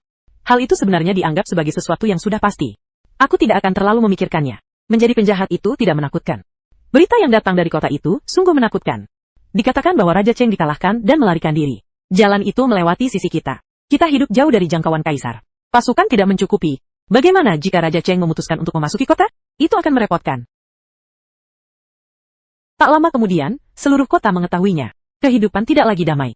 Sebagian orang yang memiliki kekayaan merencanakan masa depan mereka. Ruan mengemasi film tersebut dan membawa istri serta anak-anaknya keluar kota dalam semalam. Bahkan Zhang si pandai besi membawa Stone dan Wang Sanyang bersamanya. Bersiap untuk melarikan diri? Kakak ipar Zhao, kamu juga harus pergi. Kami tidak bisa tinggal lebih lama lagi. Wang Sanyang dengan ramah menjawab.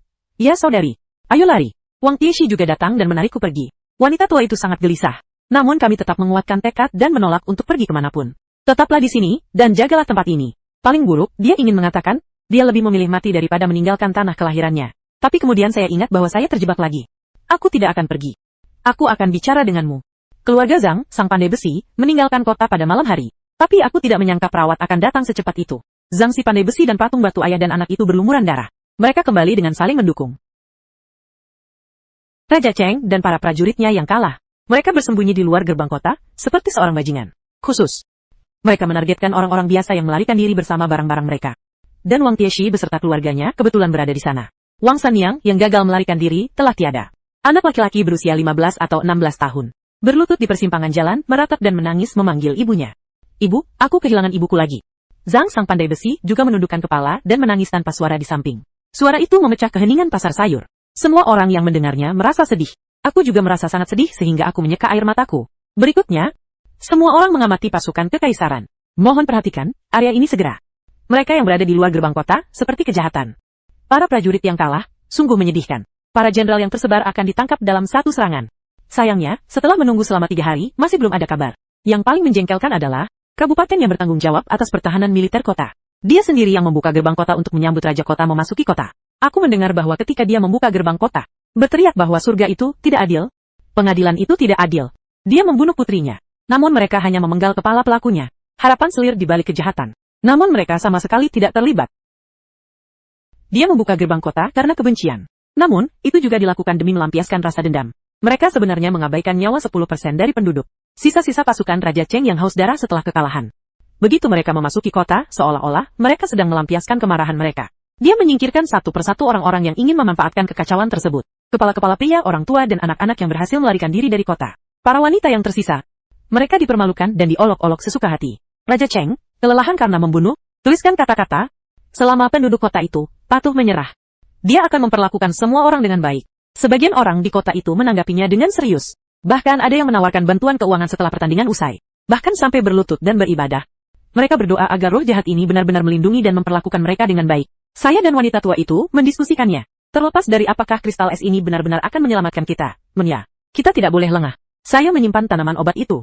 Wanita tua itu dengan tenang menyimpan daging itu. Bersantai di rumah, asah beberapa pisau daging hingga sangat tajam. Kami menggali ruang bawah tanah lebih dalam dan lebih besar. Mereka menukar daging dengan biji-bijian di toko biji-bijian. Seluruh tabungan keluarga digunakan untuk membeli biji-bijian kasar dan garam.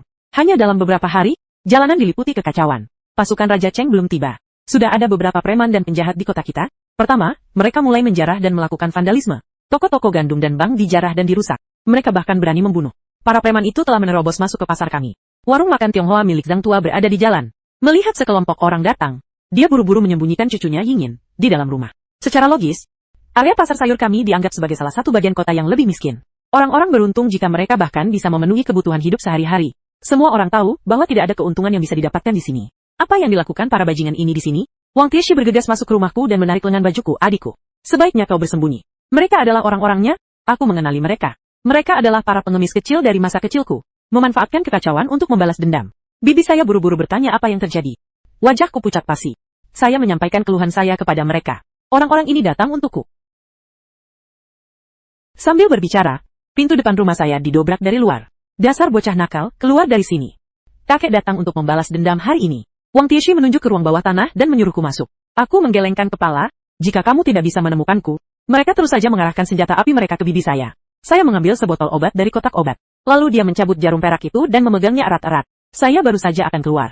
Sosok itu lebih cepat dariku. Bibiku meraih pisau di tangannya dan bergegas keluar. Dari mana asal bocah nakal ini? Begitu kamu berada di rumahku hari ini, kamu tidak akan bisa pergi. Dia meraung. Dia menyerang preman yang memimpin penyerangan itu dengan senjata tajam. Pisaunya terlalu cepat. Lengan pria itu langsung putus. Semuanya terjadi terlalu cepat. Semua orang terkejut. Tante saya juga terkejut sesaat. Lagi pula, membunuh seseorang dan menyembelih babi adalah dua hal yang berbeda. Aku keluar dan menjabat tangannya yang sedikit gemetar. Cepatlah melangkah maju. Dia datang dari belakang orang yang sedang memegangi bahunya dan mengerang. Kilatan cahaya terpancar dari matanya. Jarum perak panjang itu menusuk kepalanya dengan keras. Wanita tua itu membunuh seekor babi. Aku memang mengikuti guru buta itu.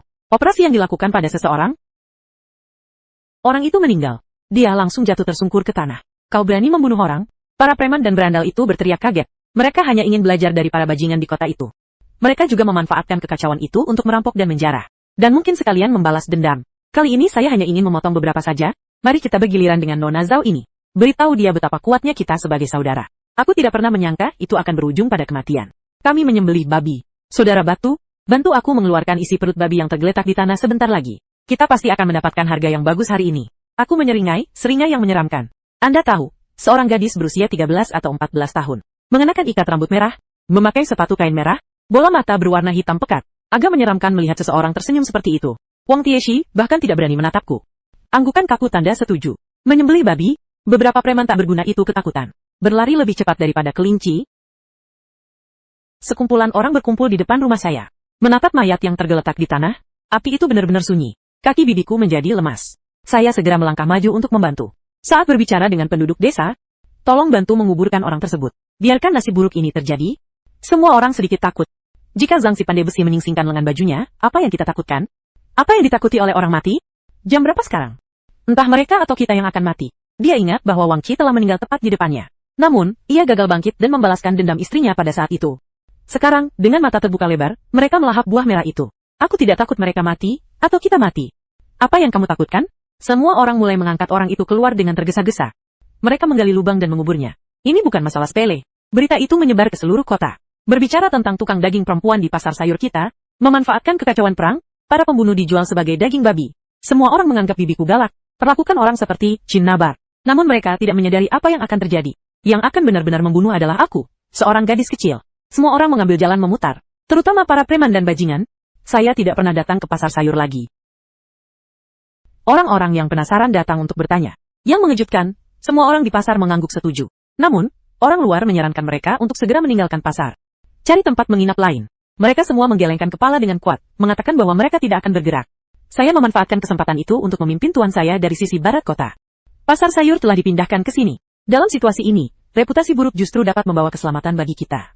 Bibi saya sedang tidak dalam keadaan baik. Dia tidak lagi mendengkur di malam hari. Aku tidak bisa tidur dan terus bolak-balik gelisah. Aku menepuk punggungnya, satu persatu, sama seperti saat dia menepuk pundakku ketika aku mengalami mimpi buruk waktu kecil. Dia sedikit malu. Aku tidak takut. Darah manusia lebih menyengat daripada darah babi. Ini membuatku pusing. Aku akan memberimu obatnya besok. Rasa pusing wanita tua itu mereda setelah meminumnya. Tidur nyenyak. Kurang tidur tidak baik untuk kesehatan Anda. Saya tidak tahu kapan itu dimulai. Dia mulai mendengarkan saya. Perbandingan dengan pasar petani, kota ini sudah penuh dengan hobi.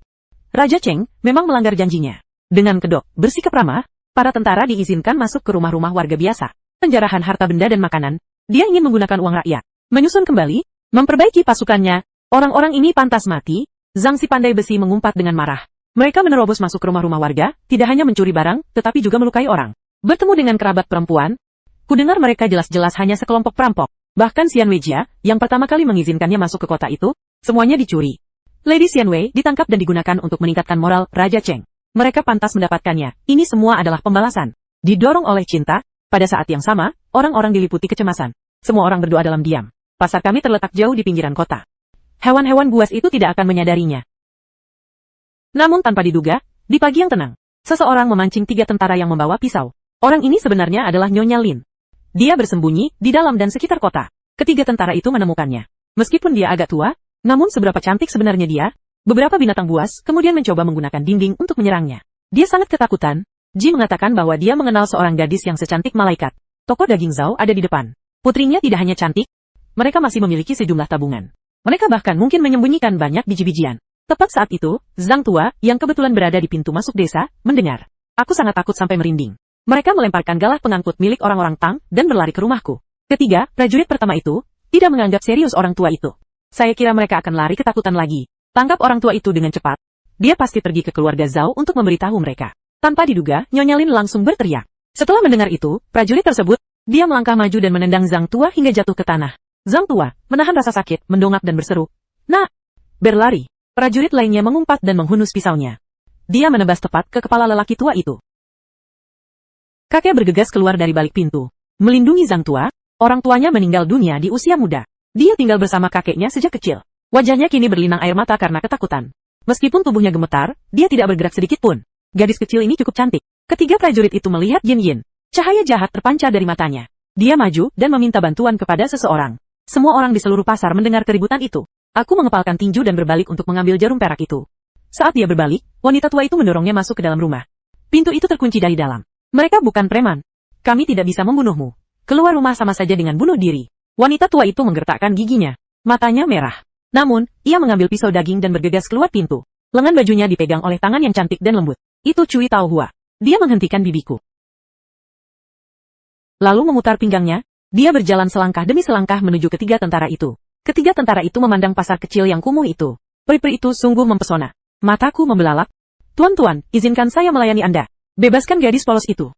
Apa yang menarik dari dirinya? Cui Taohua mengedipkan mata. Ceng-ceng, menurutku ceng-ceng. Asalkan kau, nona kecil, bisa memberi makan kami bertiga saudara laki-laki. Biarkan gadis kecil itu pergi.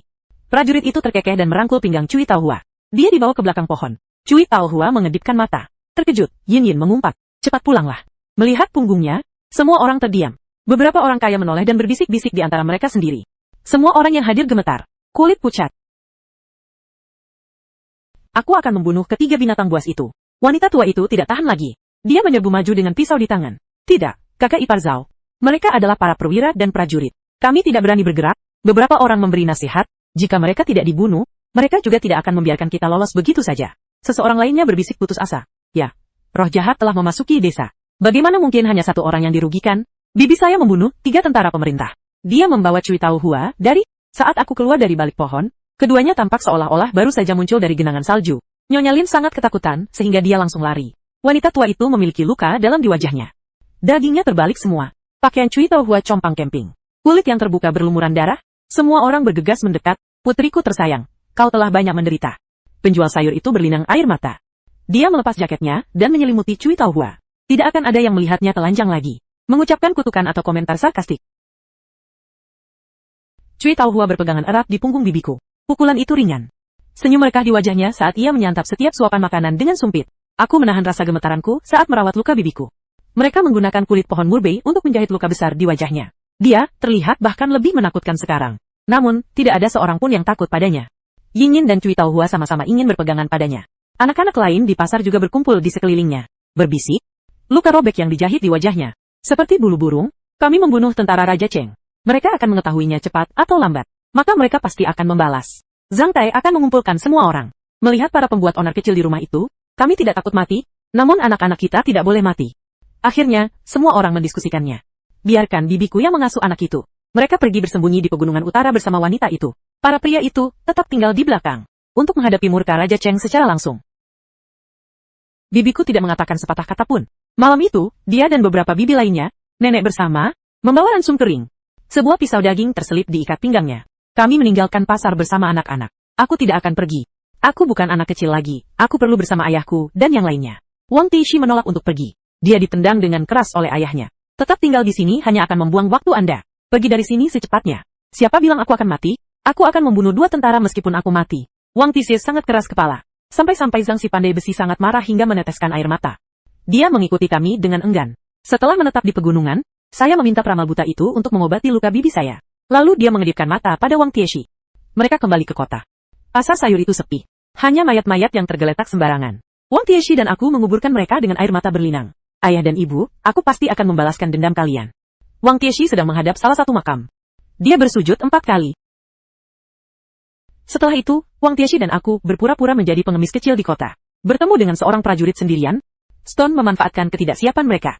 Kemudian, saya akan memasukkan jarum perak ke titik-titik akupunktur tersebut. Buatlah agar tidak bisa bergerak. Tidak ada yang menduga, sementara seluruh kota dipenuhi dengan ratapan dan permohonan belas kasihan. 2 anak yang sudah setengah dewasa, memiliki keberanian dan kebijaksanaan seperti itu. Pada saat yang sama, 2 tentara kekaisaran memasuki kota. Mereka terlibat dalam pertempuran sengit dengan penguasa kota. Aku dan Stone sangat gembira. Dia bergabung dengan tentara. Saya mengikuti kelompok perwira dan prajurit itu. Saya segera pergi membantu mereka, karena mereka terluka. Aku tidak menyangka. Saya melihat wajah yang familiar, Tuan Muda Lin, di antara kelompok itu. Ternyata, dia hanya berpura-pura setia kepada Raja Cheng. Kemudian, sambil menunggu kesempatan yang tepat, mereka meninggalkan kota. Mereka pergi dan membawa kembali bala bantuan dari istana kekaisaran. Dia memanggilku Nona Zhao dengan mata merah. Tapi aku berhenti menanggapinya. Sebaliknya, mereka berpura-pura tidak jujur. Dia membungkuk untuk membalut luka prajurit itu. Segera, Raja Chen dan para pengikutnya benar-benar musnah. Orang yang awalnya mengendalikan gerbang kota itu dicabik-cabik oleh 5 kuda. Tuan Muda Lin, bala bantuan dari kota, ia kemudian menjadi pahlawan di mata seluruh penduduk kota. Setiap rumah memujinya. Hanya mereka yang selamat di pasar sayur kami, mereka tetap diam. Tuan Muda Lin adalah dermawan bagi seluruh kota. Mengira Nyonya Lin adalah musuh kita. Saya mendengar bahwa Nyonya Lin panik sejak hari itu. Tinggalkan kami, mereka kemudian bersembunyi. Mereka bertemu dengan para preman dan dirampok hingga kehilangan segalanya. Dia juga mengalami cedera di kepala. Dia tetap dalam keadaan koma. Tuan Muda Lin menemui banyak dokter untuk mengobatinya, tetapi semuanya sia-sia. Situasinya kini bahkan lebih mengerikan. Nona Zhao, tolong selamatkan ibu saya. Saya tidak pernah menyangka Tuan Muda Lin akan datang meminta bantuan kepada saya. Dia kurus. Dia menatapku dengan ekspresi iba dan sedih. Mata ibuku selalu penuh permohonan, tak peduli apapun yang telah dilakukannya. Saya, sebagai putranya, akan melunasi semuanya untuknya. Saya hanya meminta agar Anda menyelamatkan nyawanya. Dia langsung meletakkan pria yang tidak sadarkan diri itu. Lim berhenti di depan pintu rumahku. Semua tetangga yang masih hidup, mereka mengepung pintu saya, mengamati dengan tenang. Di setiap wajah terpendam kebencian. Kamu telah membayarnya? Mengapa kamu masih? Wang Tieshi memegang pisau. Menghadapinya, senyum polos seperti anak kecil yang dulu menghiasi wajahnya telah hilang. Sebaliknya, dia memasang ekspresi muram. Dia berutang 17 nyawa kepada pasar kita. Mengapa kamu masih? Wang Tieshi meraung. Tuan Muda Lin menundukkan kepalanya dalam-dalam. Namun dia tetap tidak mau. Hati seorang dokter seperti hati seorang orang tua. Bagaimana mungkin kita hanya berdiri dan menyaksikan seseorang meninggal? Dia menggunakan hati nurani saya sebagai seorang dokter untuk memeras saya. Aku perlahan membuka mulutku. Jangan selamatkan aku. Tidak ada balita. Aku tidak akan menyelamatkannya. Anggap saja saya seorang dokter yang tidak berkualifikasi. Budidaya saya tidak memadai. Tidak mampu mencapai karakter moral yang luhur. Ada orang-orang yang memiliki dendam kesumat yang mendalam. Inilah sebabnya mengapa semua makhluk jahat menderita. Aku bukanlah seorang bodhisattva yang menyelamatkan semua makhluk hidup. Aku hanyalah seseorang yang ditinggalkan oleh orang tuaku saat masih kecil. Di pasar sayur ini, dari lingkungan sekitar, dia hanyalah gadis biasa yang kulihat tumbuh dewasa. Nyonya Lin telah meninggal dunia, tidak ada seorang pun yang memancing di rumah tetangga. Semua orang pergi ke makam kerabat mereka masing-masing. Menangislah sepuasnya. Saya, Wang Tieshi, Zhang Yingyin dan Cui Taohua mengepung bibiku. Mata Niang Wang Tieshi memerah. Dia mengubah suaranya menjadi hai. Wanita tua itu tersenyum di balik air matanya. Bekas luka di wajahnya juga sedikit memudar. Nah, ini kakak laki-lakimu. Wanita tua itu menghentikan kakak laki-laki saya. Aku berteriak, hei, saudari, aku juga ingin kau menjadi ibuku. Zhang Yingyin melangkah maju dan merangkul pinggangnya. Usap air matamu di bajunya. Gadis baik, Zhang Yingyin menyeka air matanya. Dia berbalik dan dengan manis memanggilku saudara perempuan. Aku mengacak-acak rambut Yingyin. Dia seumuran denganku, tapi dia lebih pendek 1 kepala dariku. Seperti boneka keberuntungan. Cui Taohua menggaruk kepalanya. Tertawa bercampur air mata. Saudari bunga persik tidak mengatakan apapun. Kamu seharusnya juga menjadi putri ibuku. Yingyin melangkah maju dan menggenggam tangannya dengan erat. Cui Taohua merasa agak malu. Dia berbisik, aku juga mau. Mereka tidak pantas mendapatkannya. Dia belum selesai berbicara. Tante saya menampar kepala saya. Mulai sekarang kamu akan menjadi putri sulungku. Cui Taohua membuka matanya lebar-lebar, tetapi hanya ada satu. Anda tidak bisa lagi menjalankan bisnis seperti dulu. Ikuti saya untuk menyembelih babi dan menjual dagingnya mulai sekarang. Kamu adalah putri sulung. Kamu seharusnya mewarisi warisan ibumu. Kali ini, Cui Taohua menjawab dengan tegas. Air mata tak bisa ditahan. Aku mengusapnya berulang kali. Kami bersujud 3 kali kepada ibu kami. Kemudian Zhang Luoze makan malam reuni keluarga. Hari kedua, aku dan kakak laki-lakiku mengucapkan selamat tinggal kepada ibu dan saudara perempuan kami yang lain. Di Kimat, mereka berangkat menyusuri jalan bersama 2 perwira dan prajurit. Sang guru menyayanginya. Dia memberiku sebuah buku yang telah dia simpan selama bertahun-tahun. Dia sendiri juga pindah ke pasar sayur. Membangun rumah kita bersama dengan tetangga dan sesama warga desa. Waktu berlalu cepat, kehidupan saya perlahan-lahan berubah di kamp militer. Aku dengan cepat menjadi wanita kelas 1. Mampu mengikuti secara umum. Dia mengatasi semua cederanya, baik besar maupun kecil. Setelah pemberontakan para pangeran feodal benar-benar dipadamkan, 5 tahun telah berlalu. Sang jenderal bergegas membantu saya dan menyelamatkan nyawanya beberapa kali. Dia mengusulkan untuk menjadikan saya selir. Saya terkejut. Saya langsung menolak. Mengapa Anda harus menderita dengan mengikuti jenderal ini? Dia menyipitkan mata. Saya takut menyinggung istri-istri dan selir-selir jenderal lainnya. Aku menyeringai dan memperlihatkan jarum perak di tanganku. Saya lahir di pedesaan. Dia mungkin memiliki sifat cemburu setelah membunuh seseorang. Dia mencemooh. Namun dia tidak lagi menyebutkan masalah menjadikan saya sebagai selir. Dia melihatku menggunakan jarum perak di tanganku untuk melancarkan serangan mendadak. Gerakan membaliknya sangat bersih dan efisien. Seperti hari ketika tangan tikus kembali dengan kemenangan. Sang jenderal bertanya dengan sungguh-sungguh imbalan apa yang saya inginkan. Saya ingin membuka klinik di kota kelahiran saya. Aku berpikir sejenak dan berkata, Anda pasti Jenderal Xiao Qiao. Dia tampak sedikit marah. Permintaan murahan macam apa ini? Jarum penyelamat nyawanya itu sama sekali tidak berguna. Saya, seorang wanita, membuka klinik bukanlah hal yang mudah. Aku melambaikan tangan padanya lagi. Dia berhenti berbicara padaku. Pada hari itu, sebuah dekret kekaisaran tiba dari istana dan disampaikan kepada saya. Ternyata Yang Mulia Raja mengetahui kontribusi saya di militer. Gelar diberikan oleh kaisar kepada seorang putri. Mereka juga mengirimkan plakat emas besar yang berkilauan. Saya sangat gembira. Ini adalah kesempatan emas saya untuk seumur hidup. Saya mengucapkan selamat tinggal kepada sang jenderal. Dia memberiku sekeranjang penuh emas dan perak. Gelar tersebut dianugerahkan oleh Yang Mulia Raja. Uang itu adalah hadiah darinya, pakaian itu miliknya. Jin kembali ke rumah. Semuanya baik-baik saja di rumah. Saudaraku Situ telah menunjukkan prestasi yang luar biasa di militer. Sekarang dia telah menjadi letnan daerah yang baru diangkat. Ibu saya selalu dipanggil dengan hormat sebagai dokter kemanapun beliau pergi. Wanita tua. Dia mengatakan bahwa mendengarkan hal ini membuat bulu kuduknya merinding. Namun, sekeras apapun aku berusaha, aku tidak bisa menahan sudut-sudut mulutku yang terbuka. Adik perempuanku Yingyin telah menikah. Sekarang aku sedang membimbing seorang anak kecil berusia 3 tahun yang menggemaskan. Dia pulang ke rumah orang tuanya setiap hari untuk bertingkah manja dan menumpang makan. Ngomong-ngomong, aku juga ngidam masakan ibuku. Terutama kaldu tulang. Sebuah tegukan. Semua organ internal berfungsi dengan baik. Ibu saya sudah tidak lagi menyembelih babi. Tukang jagal babi itu adalah kakak perempuan tertua saya, Peach Blossom. Jangan biarkan kecantikannya menipu Anda. Sosok yang rapuh, namun dia menjadi harimau betina baru di pasar sayur. Iblis betina. Dia bisa mengambil pisau dapur dan mengejar seseorang sejauh 3 blok jika mereka tidak setuju. Hari pembukaan klinik saya, seseorang datang untuk melamar. Tuan Muda Linlah yang lulus ujian kekaisaran. Ayahku yang brengsek itu juga datang berkunjung, padahal tidak ada orang lain di sana. Selama pemberontakan Raja Cheng, dia meninggalkan ibu dan adik laki-laki saya dan melarikan diri dari pusat pemerintahan daerah. Bersembunyi di mana-mana. Dia akan kembali setelah pemberontakan dipadamkan. Ibu dan anak perempuannya sudah berubah menjadi tulang belaka. Dia sendirian. Selain mampu melafalkan beberapa puisi sentimental, mereka tidak punya hal lain untuk ditawarkan. Dia sudah setengah baya. Penambahan berat badan, wajah tampannya sudah tidak ada lagi. Dia ingin menikah dengan keluarga lain berdasarkan penampilannya, tetapi ditolak oleh keluarga-keluarga lain. Dia menjadi seorang pengemis. Kini reputasiku sangat gemilang. Begitu mendengar kabar itu, dia langsung menghampiri seperti lalat. Anak perempuan. Ayah sangat menderita. Dia bergegas ke depanku dan mencurahkan semua keluhannya. Dia berbicara panjang lebar, tetapi tidak seorang pun memperhatikannya. Dia hanya bisa menyeka air mata dari sudut matanya sendiri. Bagus sekali, kamu telah berhasil meraih kesuksesan. Masa-masa sulit, ayah sudah berakhir sekarang. Ngomong-ngomong, tetangga itu orang yang baik. Aku telah menunggumu, putriku, selama bertahun-tahun ini. Kau menolak menyelamatkan ibunya saat itu. Dia tidak membencimu. Mengapa? Dia terus berbicara tanpa henti. Bagaimana mungkin seorang pria memperlakukanmu seperti ini? Anda benar-benar orang yang diberbelas. Saya langsung setuju dan pergi mencari menantu saya untuk minum. Aku memainkan jarum-jarum perak di tanganku. 4. Xiao Fei menatapnya sambil tersenyum. Terakhir, tunggulah dia. Setelah selesai berbicara, saya mengambil selembar kertas dari dalam kotak. Dia melambaikannya di depannya, dokumen pemutusan hubungan itu, selamat tinggal dan semoga sukses. Sebenarnya, tidak ada yang perlu dikatakan kepadanya. Aku menyayanginya dan menghormatinya sejak kecil. Dia membenci dan menyimpan dendam padanya, dan dia memperoleh pencerahan. Dia dipenuhi dengan rasa tidak puas. Tipe yang membuatmu langsung menangis, begitu membuka mulut. Namun kemudian, tidak terjadi apa-apa. Dia tidak akan menyerah. Mereka bahkan datang ke pintu rumah saya beberapa kali. Tapi semua orang tahu aku bukan orang yang baik. Dalam kondisi ekstrim, mungkin akan menjadi kaya.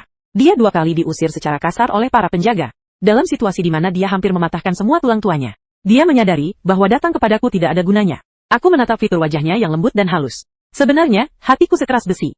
Hanya ada satu orang yang benar-benar baik dan berhati lembut di dunia ini. Pria itu terlihat garang. Ibuku kakak ipar Zhao adalah seorang wanita yang tidak terlihat seperti wanita. Dia datang kepada ibuku dan menangis terseduh-seduh. Dia mengatakan bahwa dia ingin kembali menjalin hubungan dengannya. Sejak saat itu, kami bertiga menjalani kehidupan yang damai. Dia tidak akan pernah melakukan hal bodoh lagi. Saat itu, ibuku sudah mengenakan pakaian sutra. Dia memiliki 4 pelayan yang melayaninya. Dia menguap karena mengantuk dari waktu ke waktu. Dia mendengar orang-orang mengatakan bahwa anak-anaknya sekarang sukses. Dia bahkan menyewa seorang pengasuh yang ketat untuk dirinya sendiri. Belajarlah dari para wanita tua lainnya setiap hari. Bagaimana mungkin seseorang memiliki wajah yang begitu baik dan lembut? Baik dan lembut. Nyonya naga tua. Namun, setelah mendengarkan kata-kata ayahku yang brengsek itu, dia tetap marah.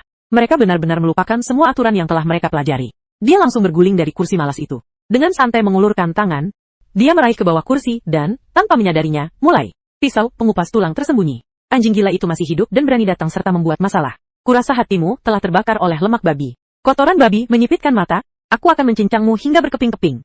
Lalu dia mengeluarkan pisaunya dan mengejarnya. Gerakannya sangat luwes dan anggun. Kekuatan harimau.